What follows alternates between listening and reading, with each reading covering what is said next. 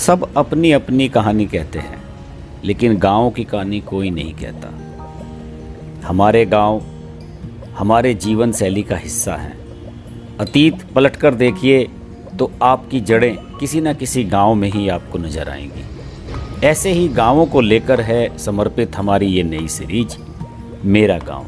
अगर आपका भी कोई ऐसा गांव है और आप भी चाहते हैं उस पर कोई वीडियो बनाया जाए तो आप हमसे संपर्क करें। ईमेल के माध्यम से अपनी जानकारी दें, हम आपसे संपर्क करेंगे और आपके गांव पर भी एक वीडियो बनाने की कोशिश करेंगे।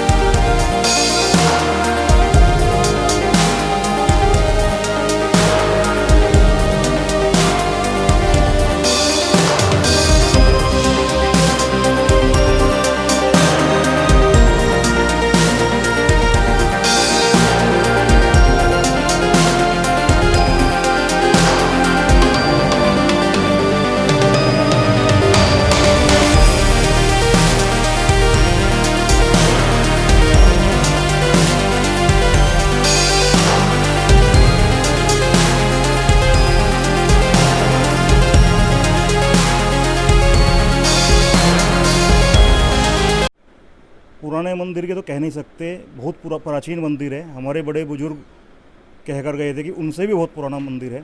लेकिन एक छोटा सा इतिहास ये है कि कभी शेरशाह सम्राट शेरशाह सूरी का यहाँ पर किला है, उनके ज़माने में भी ये मंदिर था।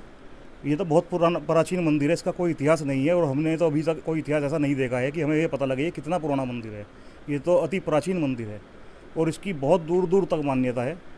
बहुत दूर दूर पूरे वर्ष के हर कोने से जैन श्रद्धालु यहाँ पर दर्शन करने आते हैं। ये तो बहुत प्राचीन मंदिर है। देखने के लिए क्या क्या चीज़ें? सबसे पहले तो ये है कि ये मंदिर इतना अतिशयकारी है। भगवान पार्श्वनाथ की प्रतिमा विराजमान है, बहुत प्राचीन मंदिर है। उसके बाद जो है एक 31 फुट ऊंची प्रतिमा यहाँ पर विराजमान है पारस स्थली पर। आप थोड़ा सामने जाओगे तो एक गगनचुंबी मान स्तंभ है जो चारों तरफ पूरी रक्षा करता है पूरे क्षेत्र की। उसके अलावा अगर आप देखोगे तो यहाँ पर एक पांडुक शिला है। 2 अक्टूबर को यहाँ पर एक बहुत बड़ा मेला सदियों से लगता आया है। हमारे बड़े बुजुर्ग कहा करते थे कि यह मेला, जब वे भी बुजुर्ग भी छोटे थे तो वे भी इस मेले में आया करते थे। हम तो बच्चे हैं बहुत पुराना यहाँ पर 2 अक्टूबर को मेला भरता है और मेले में इस पांडुक शिला पर भगवान का अभिषेक होता है। बहुत बड़ा मेला भरता है। इसके अलावा यहाँ पर एक प्राकृतिक चिकित्सालय भी है जहाँ पर प्राकृतिक चिकित्सा होती है। बहुत अच्छी यहाँ पर मतलब पूरा चिकित्सा होती है मरीजों की और बिल्कुल निःशुल्क है। भोजनालय है, कोई भी दर्शनार्थी दूर से आए दर्शन करने आए उनके लिए निःशुल्क भोजन की व्यवस्था क्षेत्र पर की गई है। तो इसके अलावा धर्मशाला भी है। धर्मशाला में अनेकों कमरे हैं, कोई भी यात्री रुकना चाहे तो कमरा लेकर रुक सकता है। दूर दूर से यहाँ पर यात्री आते हैं। यहाँ की तो मान्यता इतनी है कि आदमी जो भी यहाँ मंदिर में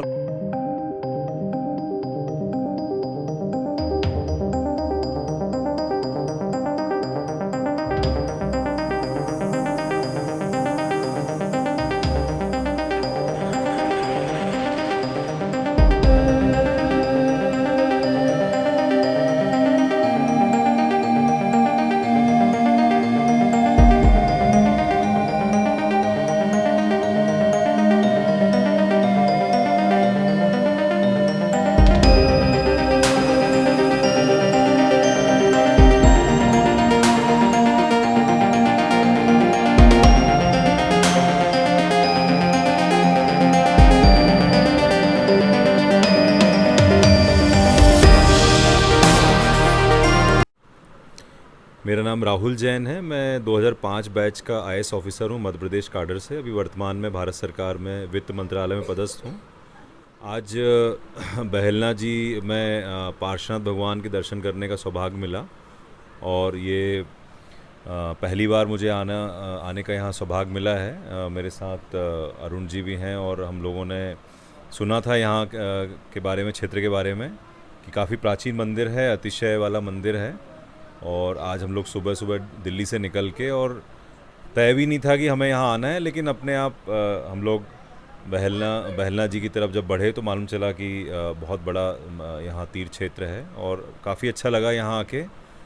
यहाँ पे पार्श्वनाथ भगवान की काफ़ी प्राचीन मूर्ति है और ये पूरा ही एरिया जो है वो पांडव युगीन जो समय रहा है उसके हम यहाँ देखते हैं कि ऐतिहासिक धरोहरें भी यहाँ पर हैं। अभी हम लोग जो लाक्षागृह है वहाँ भी होकर आए हैं। हमने वहाँ की गुफाएं भी देखी और हस्तिनापुर और ये पूरा जो क्षेत्र है ये बताता है कि ये भारत का जो इतिहास है, जो संस्कृति है, इस एरिया में, इस क्षेत्र में जगह जगह पर उसके अभी भी जो है निशानी है।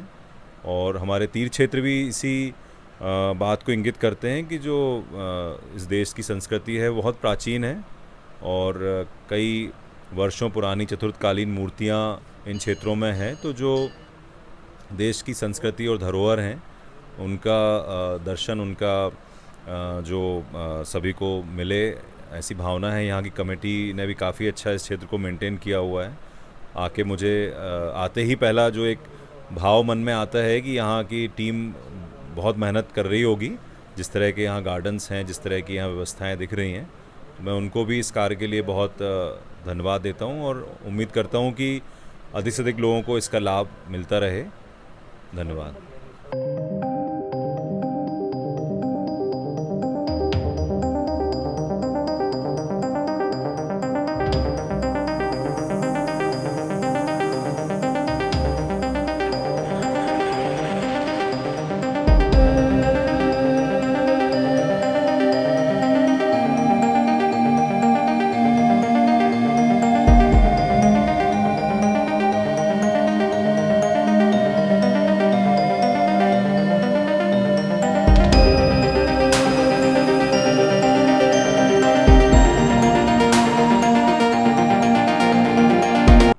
दिवस के शुभ अवसर से ही आज तक मानव सेवा के लिए समर्पित हूँ।